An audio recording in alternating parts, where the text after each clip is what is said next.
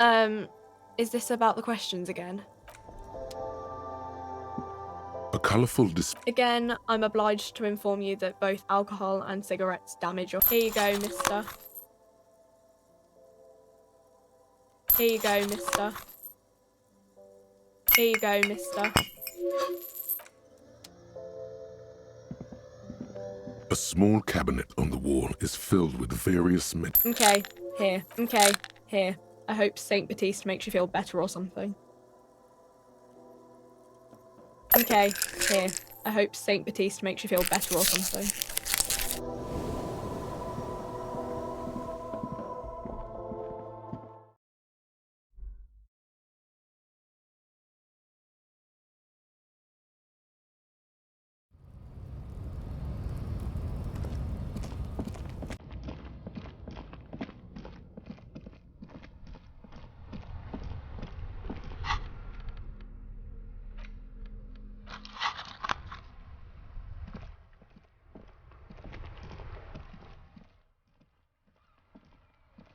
The graffito has been painted over the traces of the fight that took place here. It smells of blood and heavy fuel oil. This was Cindy the Scar. The fuel oil catches fire immediately with an ominous hiss. A bright orange flash across the surface of the letters. Black smoke rises from the burning message. The lieutenant has taken a small step back. He looks at your face illuminated by the flames and nods silently. Then the fire falters. The flames warmed him too. Not at all in a bad way. Time to crack this case. Let's really have a close look at that window in Classius' room. Slowly, the flames subside, the fuel burning out. The air still smells of mazout and springtime.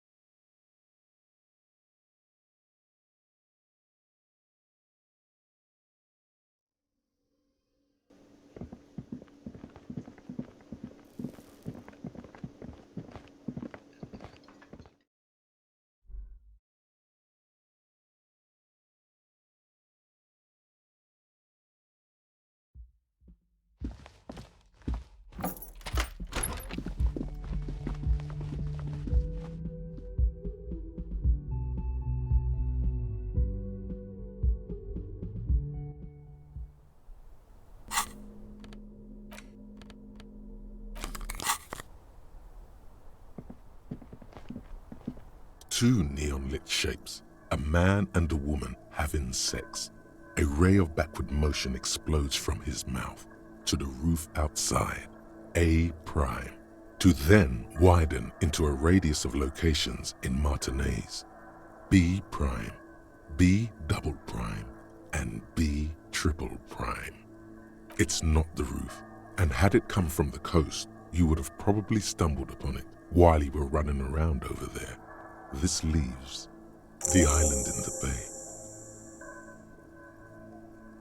It's not impossible. There is a narrow opening between the commercial area and the collapsed tenement north of it. So it is. For a second he seems tired.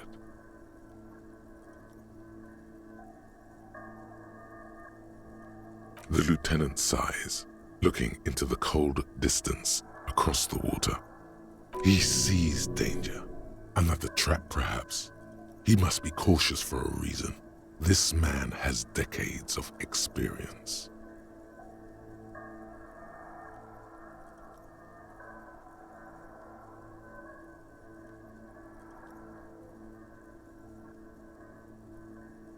No, I just don't want to walk into another embarrassment.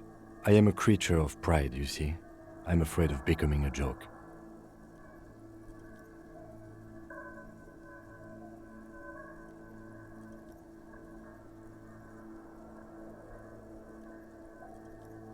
Okay, let's go to the fucking island.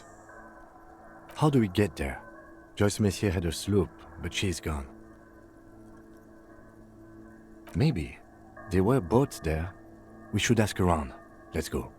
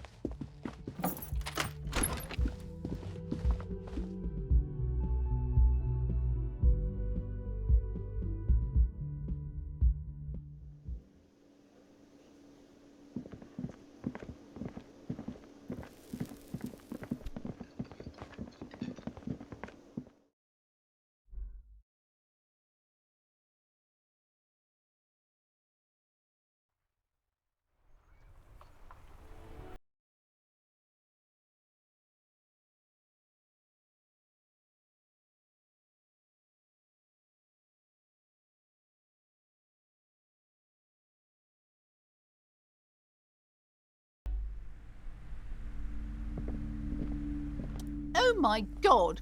Things have gotten out of hand! I thought the psychic stuff was bad, but the crime! It's even worse! I haven't been able to come to work for 3 days. The shop has been locked. No sales, gangbangers running around, shooting everyone. I know I shouldn't have bought a shop in this ghetto. And you! Oh my god! Just look at you! It looks like even the police can't take care of all this. Someone should do something about this. Maybe I should close the bookstore and open a psychic studio. Yes! It makes sense. Crime is the 6th element, you see.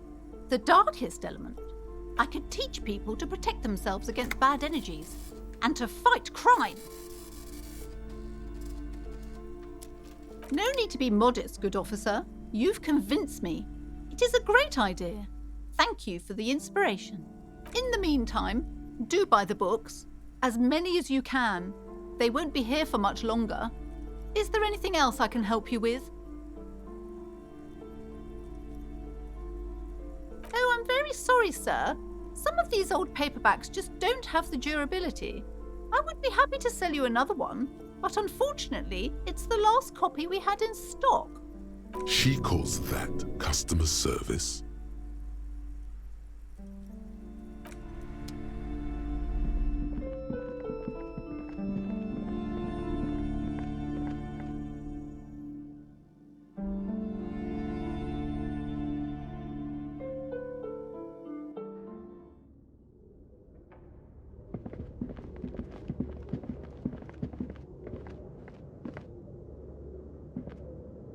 It's dark. And the flashlight works a lot better if you hold it in your hand.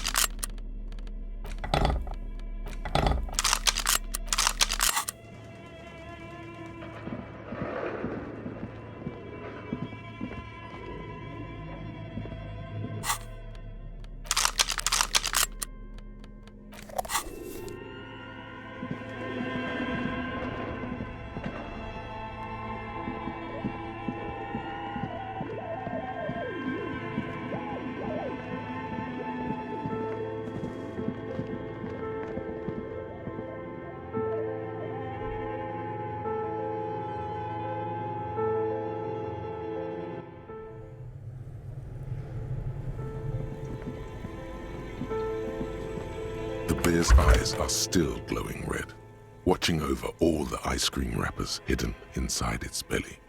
But where's the filament memory? It's not here. Someone must have taken it.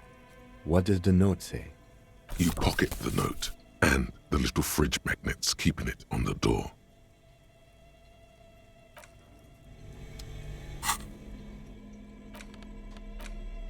The note is written with a blue pencil on a piece of lined office paper. The kitchen magnets have left spots on its surface. Does it say anything interesting? This is tangential at best, but the lieutenant's detective instinct is still active. Someone has scribbled, S. I can't believe the off-site copy is still here. The illiterate ginger kid keeps stealing stuff from the studio, so I had to hide it somewhere safe. You'll find the filament memory with the off-site copy in the frozen ice cream maker. Please take it home, ASAP. It's important. I'd do it myself if I lived in a civilized place with a freezer. Take care, silly soif. I don't know. I assume it's somewhere close to the ice bear fridge.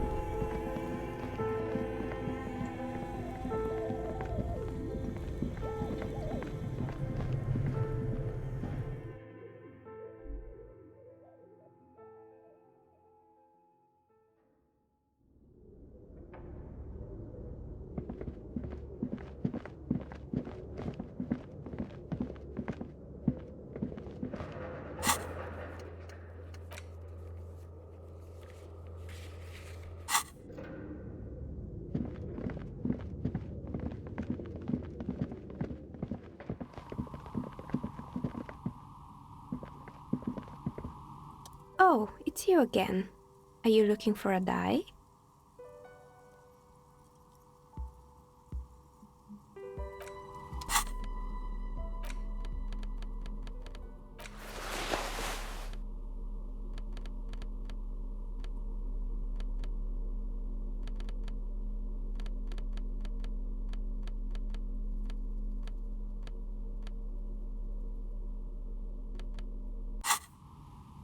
Oh, it's you again. Are you looking for a die?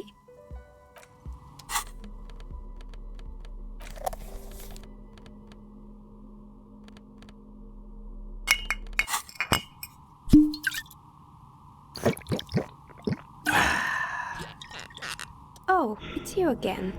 Are you looking for a die? A gust of cold air sweeps through the chimney. The stones and minerals on the shelves rattle as though agitated. For a moment, it almost feels as though you're outside the building, exposed to the atmosphere.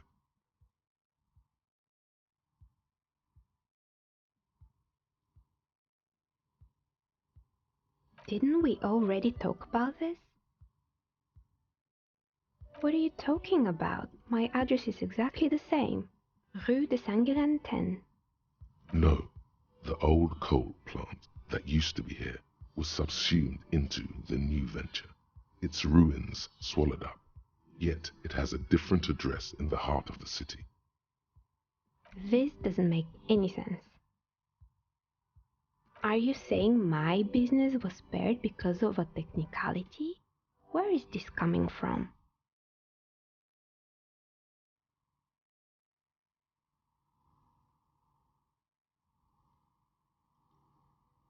And what? Does it mean that I'm safe from failure? Don't let her become complacent. She still needs to ward her soul against the evil forces.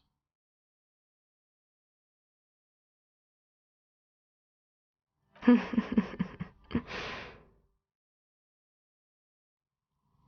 you know what this is?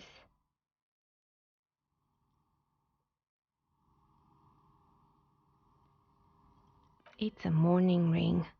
I made this when my first company failed. It was a small jewelry shop right here in the East Delta Commerce Center, built with the little I inherited from my parents. I drove it into the ground within a year. I didn't have what you would call a viable business plan.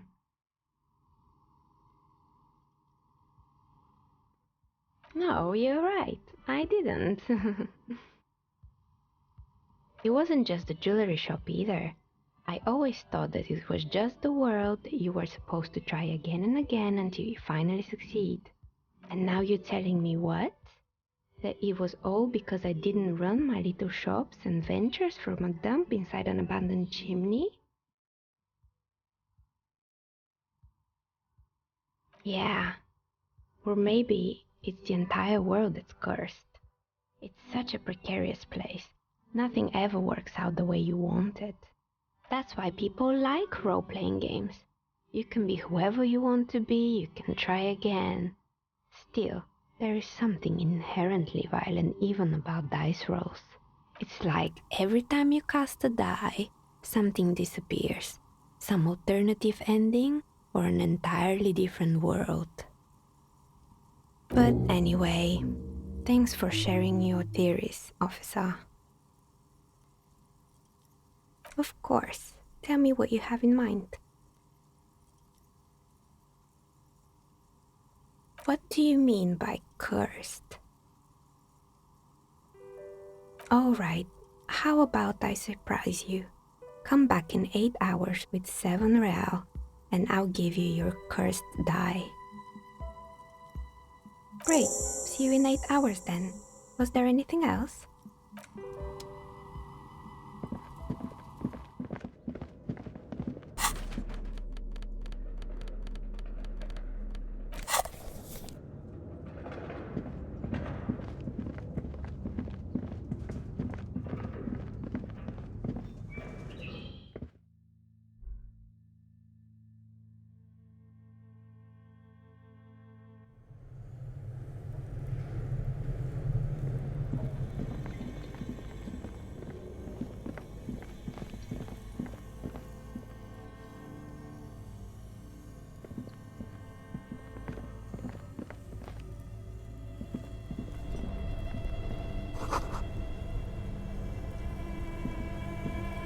This orange machine is buzzing like an old submarine. It has a hand-cranked ice cream churner on top and an electric freezer that appears to be frozen shut. Turning the crank feels oddly satisfying, like stirring your childhood dreams. In the distance, you hear water dripping. It's all gone now. You'll never become a poet or an entrepreneur. What better to assuage the creeping sense of failure than some frozen fat and sugar? You slip your fingers under the frozen lid, but the ice is too cold for you to get a good grip. A pry bar would come in handy here, or something stronger, like the Kvalsund KR2 multi-tool. Didn't Sona give you a perfect tool for this kind of job? The Kvalsund. You should take it out.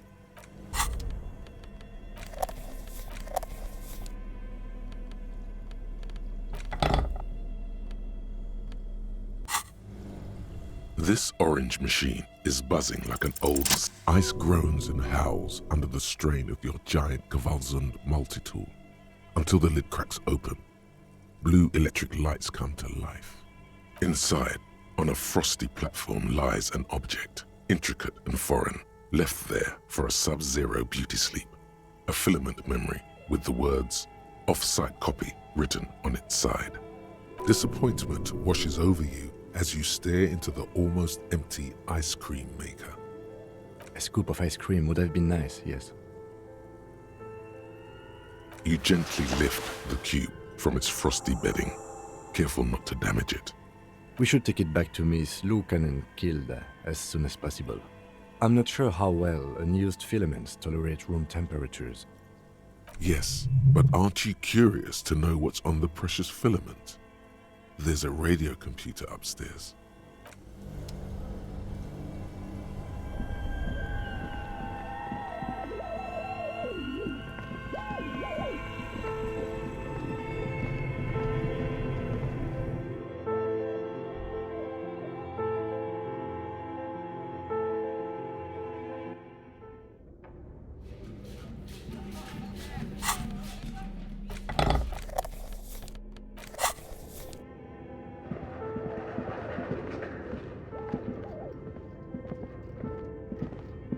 Tiles on the cube are still smoldering, casting the framework in a soft glow. The filament slides out of its glowing nest.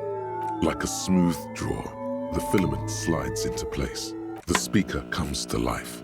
Static seeps through the machine's planar magnetic driver. An old lady greets you. Her voice sounds 100 years old. Good morning. Fortress accident en rue de Saint-Ghislaine. This is East Indian Repeat Station. Please repeat. Is this the offside copy? Good. Please repeat the password. No, that's not it. What does she mean? That's not it. What's the password then? Maybe it's the second part of the leitmotif you saw on the stained glass window. Good. I've unlocked the offside copy. After ending the call, please press print to access the filament. Ka-ching. Fortress accident.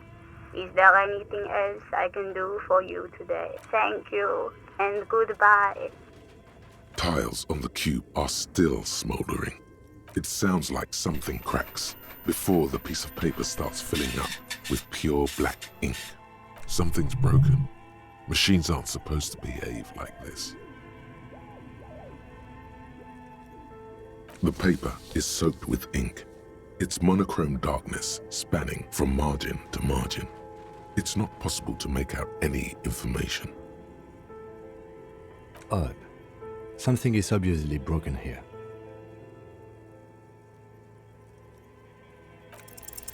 A single speck of white shines out from the shade. For some reason, the printer decided to spare this one tiny dot of paper. Marked by the devil itself. Looks like gibberish. Better get running again. Tiles on the cube are still smoldering, casting the framework in a soft glow. The filament slides out of its glowing nest.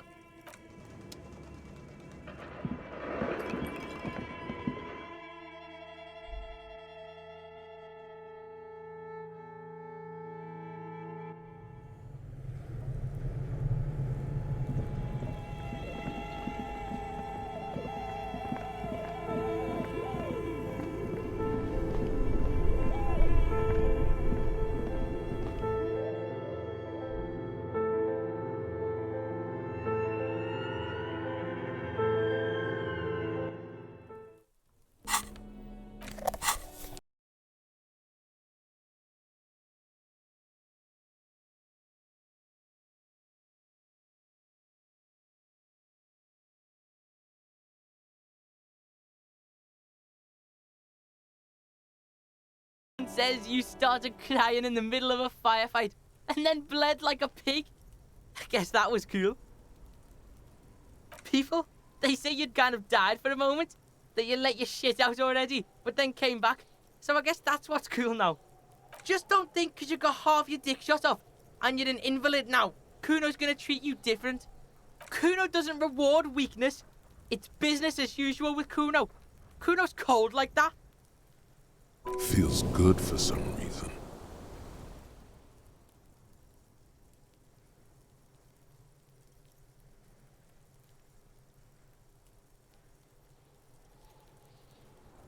Yeah? The kingdom of Kuno? The fuck do you want with it? Yeah, whatever. Kuno doesn't give a shit. The fuck about it? Kuno doesn't give a shit about the armor. That fucking had one thing majorly wrong with him. He's a fucking mutant. Do you remember how he looked? Fucking growth hormone shit. He's a giant. The armor's too big for any man. Kuno doesn't give a shit about that freak armor. Kuno threw that shit away. Oh, come on. He's just pretending that he doesn't care because he's too small for the armor. Kuno tried to get the helmet on. It was too big.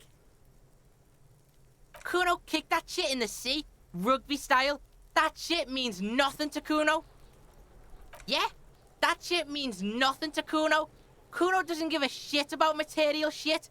Kuno's a fucking monk. You wanna fuck on someone about that armor? Go fuck the mustached union fuck. The jolly troubadour shit at the gate. Yeah, cock and boot. You know that jolly union cow fucker? Came around talking about cows or some shit? Came around pretending like he cares about cows? Yes, you met him at the gates. The one with the boots and the jolly smile. Yeah, he's the one you want to talk to. He's fucking crazy about that armor shit. Coming here pretending like he likes cows. Trying to catch a peep at Kuno's armor. Curious, my liege. Why did Kuno feed you this information? Yes, pray pardon, sire. Better to let it be. I did not mean to make you paranoid. You're testing Kuno's patience here. Get lost! Watch out, pig. It's a dangerous world out there. But Kuno's got his eyes on you. Who knows?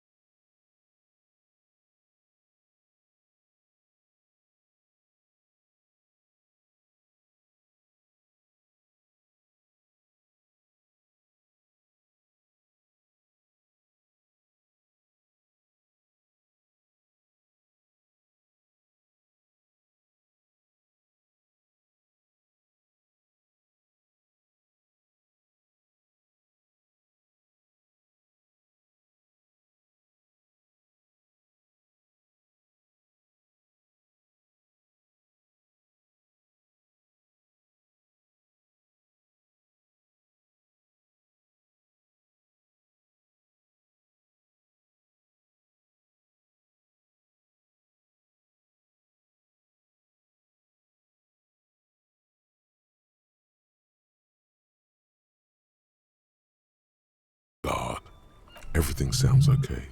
No drumbeat of total war yet. If anything, everything sounds too okay. In the cabin, you see a set of steering levers.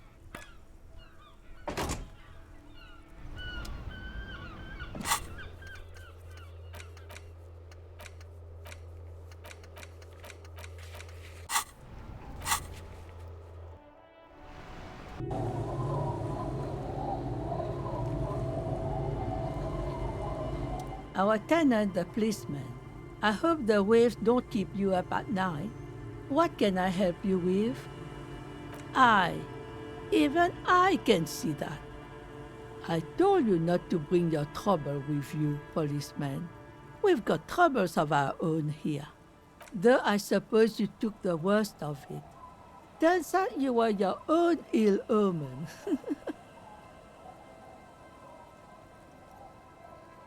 I'm not sure those were the last of the men with guns either. There are always more coming for your kind, officer. Then we'll be ready for them.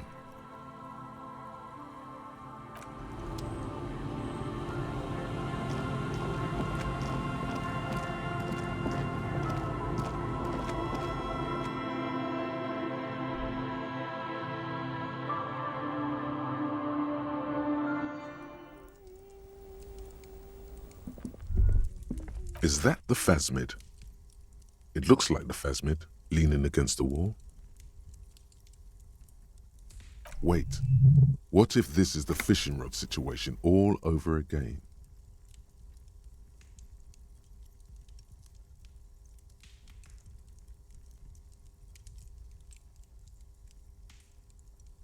It's not the phasmid. It's not even organic. It's a fire iron. How disappointing. Right? You'll have better luck next time, though. The phasmid, finding it is your destiny.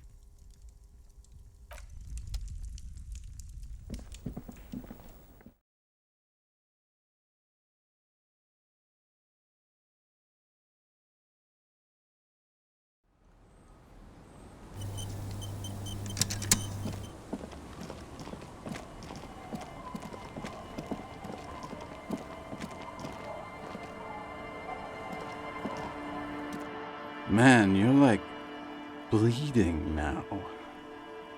Reality's really messed you up. I do. But as you can see, my fuel tank is running quite low. If you catch my drift. Classy. The tale I'm about to tell you is an urban legend particular to Martinez. That said, I first heard it from a former bicycle courier in Coron. There are many variations on the basic story, and the details often conflict. What everyone agrees on is that nobody knows the exact nature or identity of the phenomenon. Are you telling the story of the headless... Shut the fuck up, Rosemary. Summer of 44. 17-year-old Gertrude Hett is walking home from a late shift at the harbor. It's almost midnight. She stops for a cigarette near the canal. The streets are warmed by a southerly breeze. The lights of a passing motor carriage bloom and fade in the distance. In the harbor's dark, her cigarette is a beacon, dancing alone. The image comes to you effortlessly, as though you'd walked the same streets yourself 1,000 times. Our heroine finds herself enjoying the peace and quiet the canal provides. What she doesn't know is that her peace is about to be shattered. From behind her comes the clattering of hooves. Startled, she turns around, and what does she see? A headless man, wearing a found tracksuit, riding a horse. That's right, it's the headless Faun Rider. Rumored to be searching for his legendary Faun cap that went missing when he lost his head.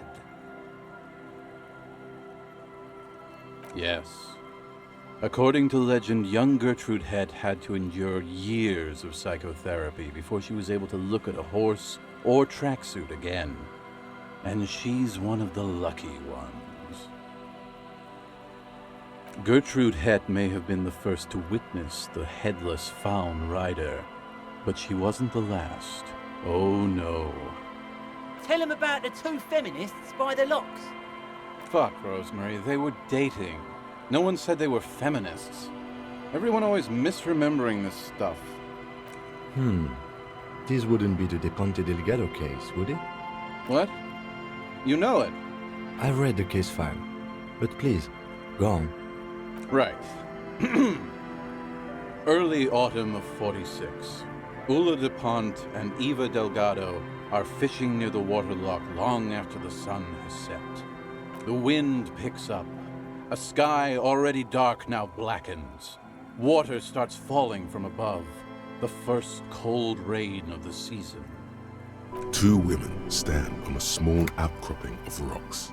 One of them is wearing a purple raincoat. Thin lines reach out from the rods into the sea. Small droplets start appearing on the surface with increasing frequency. The women are caught in the downpour. They act quickly. Eva gathers the rods whilst Ula turns around to reach for the tackle box. Don't turn around. Don't turn around.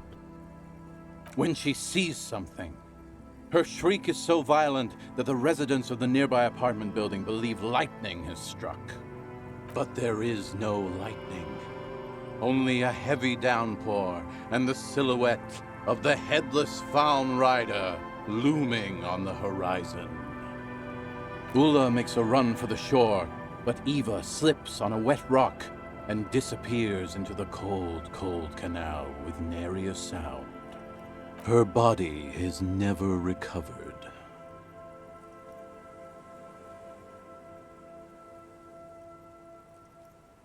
Word on the street is that she,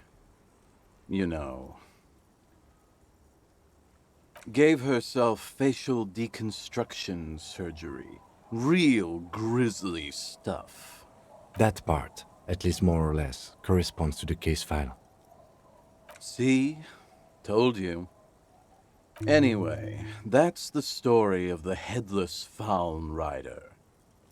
Pretty crazy, huh?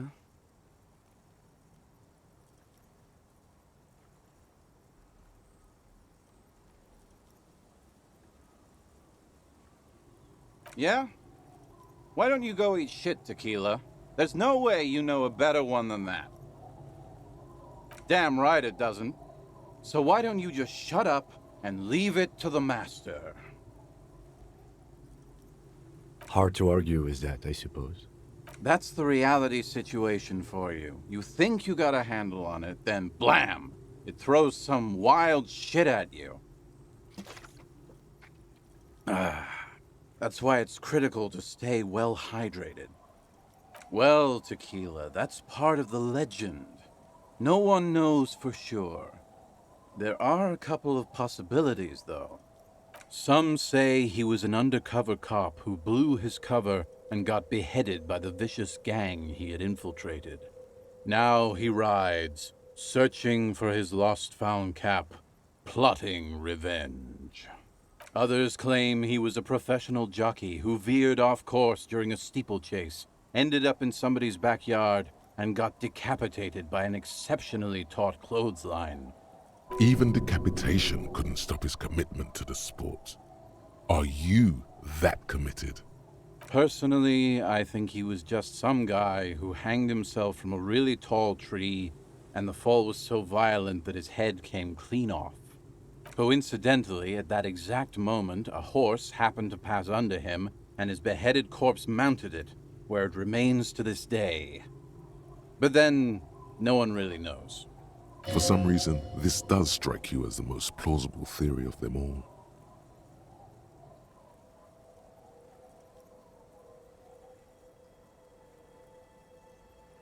Isn't it?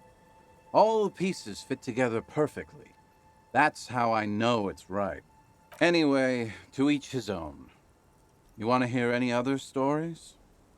No one knows.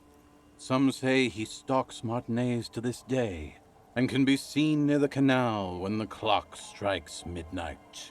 Ooh. He won't, though, because it's just a stupid legend. Aye, I saw him one night when I was right shit-faced.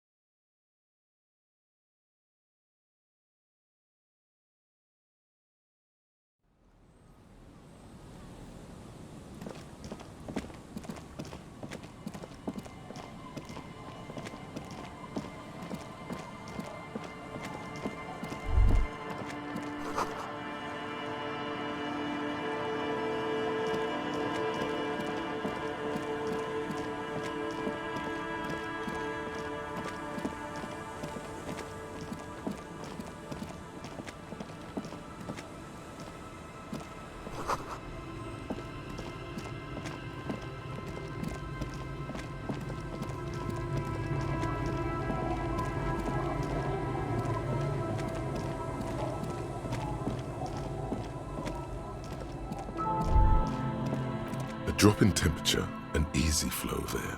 An empty street. Before you, a thoroughfare unjammed with lorries.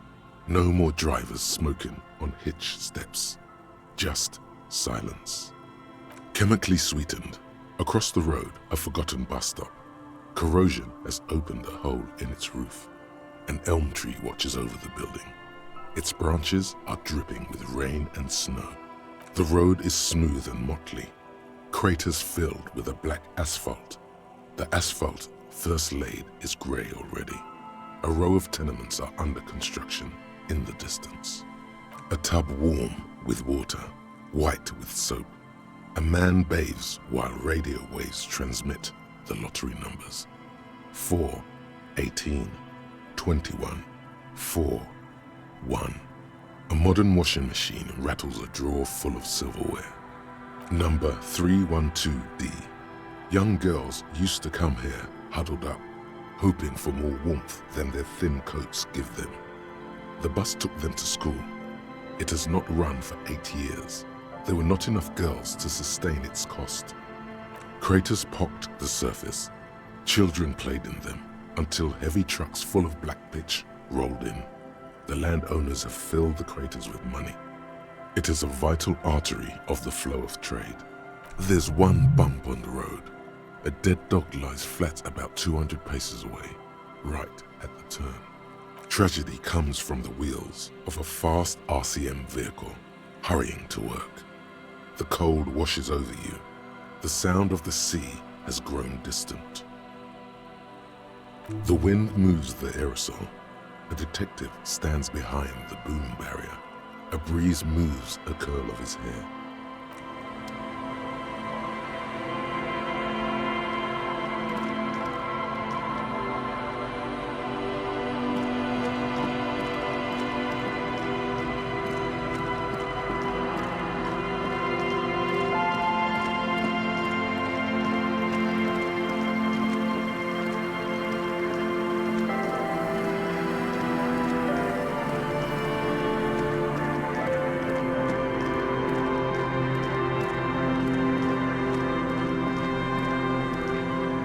A few locusts trudge along the wall of the trap. The rest are piled in a heap in the corner, dead. No phasmid anywhere.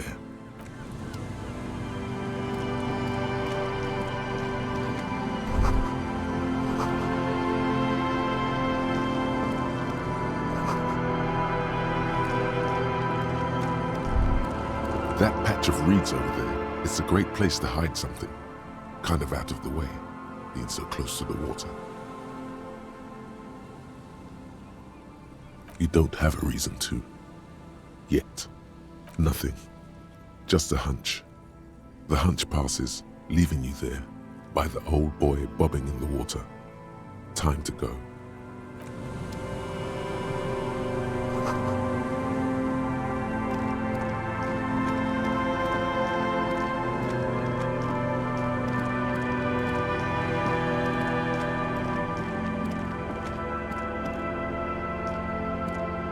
The trap is filled with dead and dying locusts. Most of them aren't moving anymore. You still can't see a phasmid anywhere.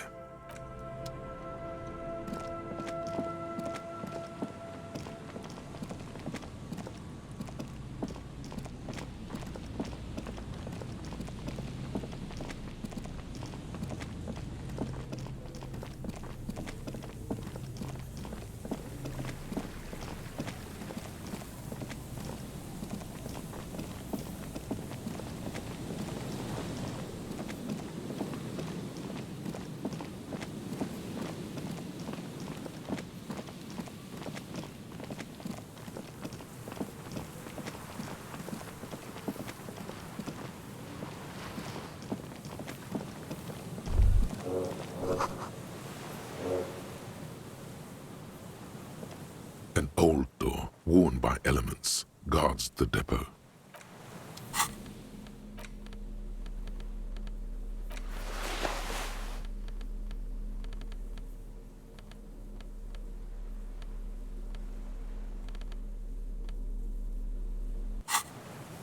An old door, worn by elements, guards the depot.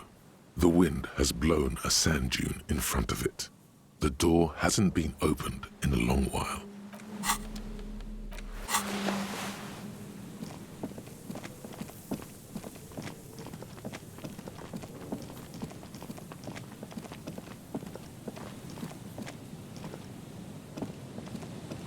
Just dead and dying locusts, and the slow swaying of surrounding reeds.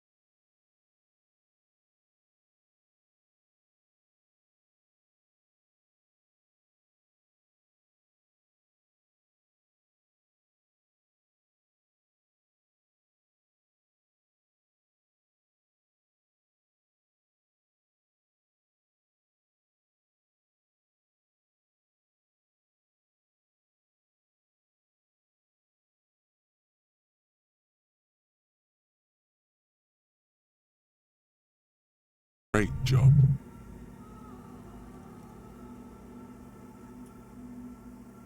There, in the swallow.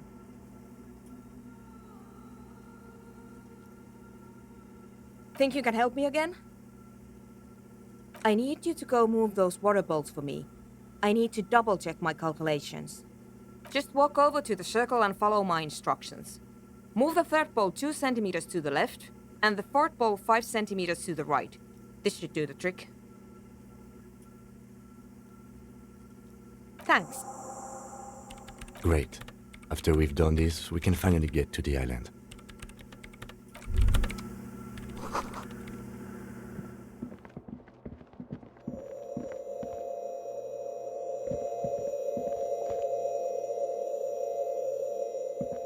It's awfully silent again, as if someone turned off the entire world outside those walls. Water inside the bowls stands still. Measurements have been marked down around the bowls, each chalk-drawn line representing a centimeter on the floor. It moves like a ghost without creating a single trace of sound. Some water spills out of the bowl, wetting the floor. The lead programmer sends you an encouraging thumbs up from across the hall. Time to run back, or maybe walk. This is a sacred place after all. And your leg still hurts from the tribunal.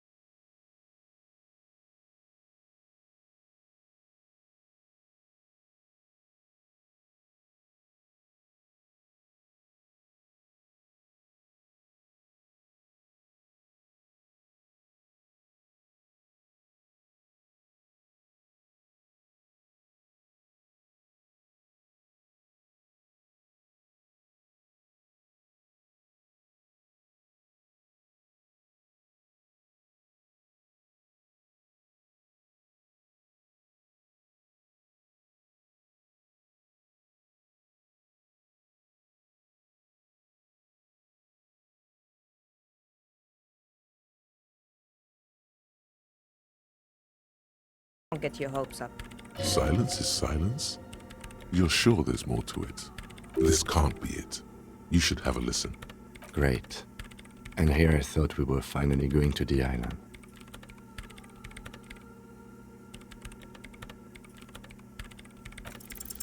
Everything disappears. You are draped in silence like a drowning man staring into his puny little headspace. And then the pressure changes. It feels like flying on an aerostatic, or when your ears pop, or like a subtle difference in the atmosphere, a weather change hanging in the air. What if the sound you're looking for is too low for you to hear it? A better sound system? Alright, but Where would we get one? Suddenly, a rhythmic beat permeates the walls, causing a small patch of decorative stucco to crumble onto the wooden floor. They should really allocate some renovation funds to this place. No. What they really should do is shut down the disco men for disturbing neighborhood peace. You mean the speed freaks? Of course, the speed freaks. They have a fantastic sound system. And you think they would help me? I guess I could live through a week or two of peaceful coexistence. Sure, let me know how it goes. Thanks, officer.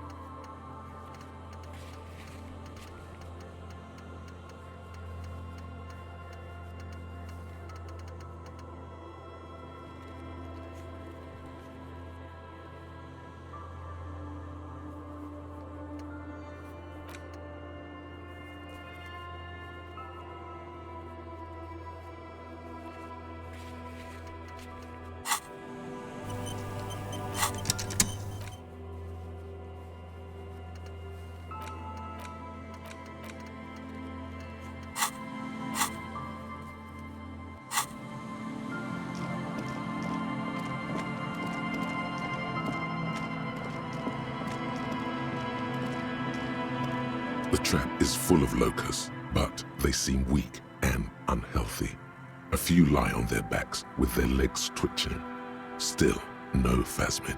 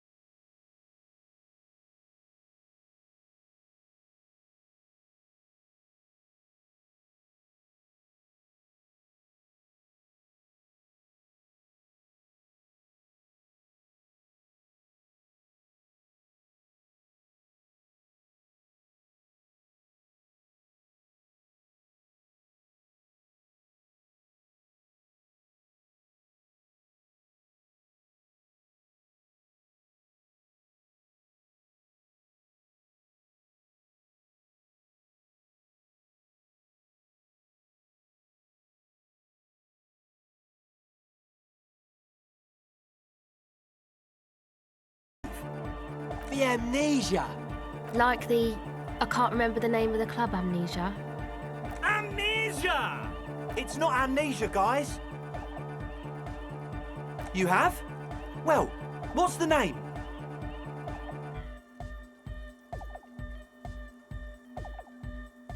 Like that DeLorean word for the world, you mean? Elysium. But Disco Elysium? Isn't it wacky? Disco's kind of gone, isn't it? Forgotten. The past is the future, but the future is dead! No, it's beautiful. Beautiful and brave, like we want it to be. And short. And memorable. It's settled then. Everyone welcome to Disco Elysium. Andre breaks into frenzied dance-like motion to celebrate the name. Someone turns up the beat. I'm dancing! Yes, my man! Talk? What is there to talk about if you can express yourself with moves? Audio waves thump against your ribcage. The speaker setup makes everything sound much better. But there's a noticeable lack of something.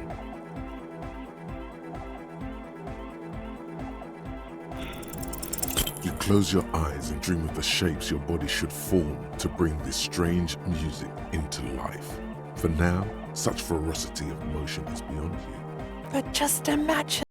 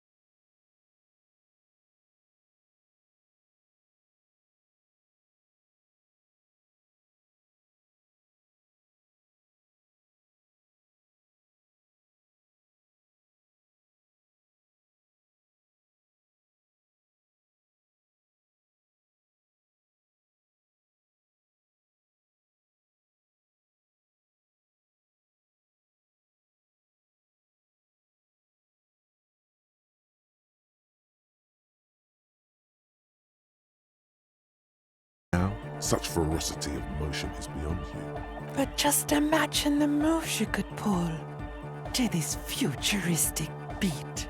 Your aching leg doesn't want you to imagine anything, however. I hope you're not trying to dance with that leg of yours. Healing from a gunshot wound takes time and patience.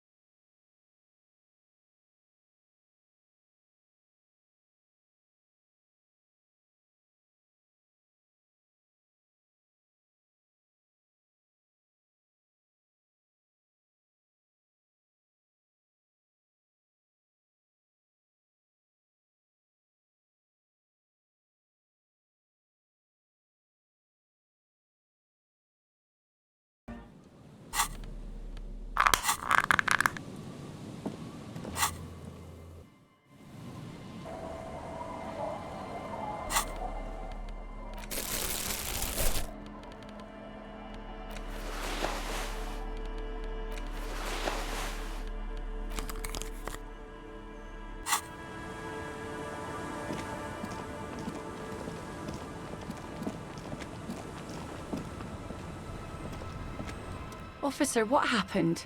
You're limping. Why are you limping? You look terrible. She sounds almost disappointed with you, reprimanding you for falling and hurting your knee.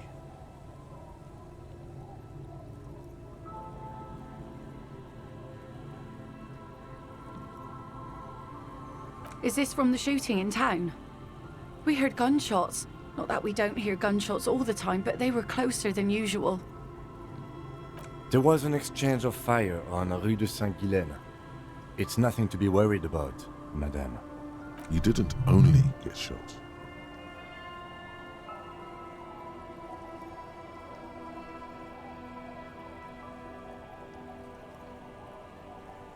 Well, good for you. Of course. Can I help you with something? That won't be a problem. It's wind still and the tar just dried. We've got 2 days of relative sunshine ahead. If you promise to bring it back, and no scraping the hull, I just got it nice and yellow, and no drinking on the boat, and no joyriding either. Of course, ma'am. It's only for a day or two. Official police business. Aye. The crow's feet disappear from the corners of her eyes as she smiles at you. Please be conservative with the fuel, will you? Just filled her up, but it's a small tank.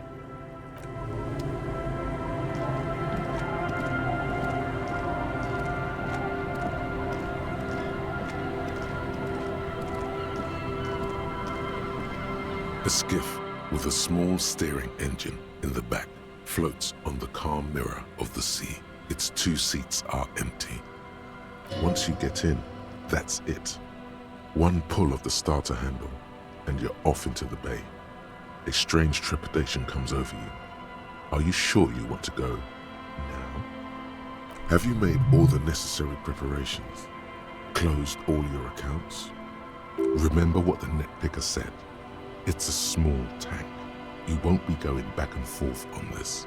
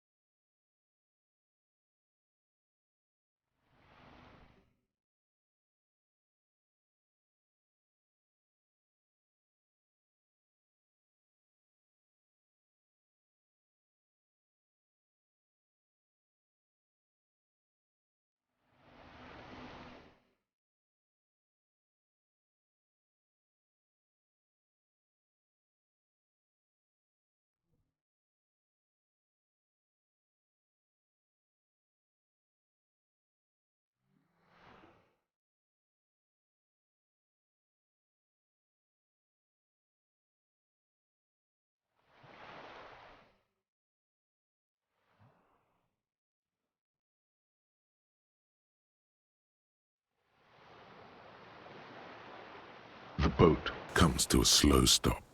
The lieutenant turns the engine off. Then there's silence. In the silence, a sputter of wings, A flock of quails takes off in the distance. Let's go.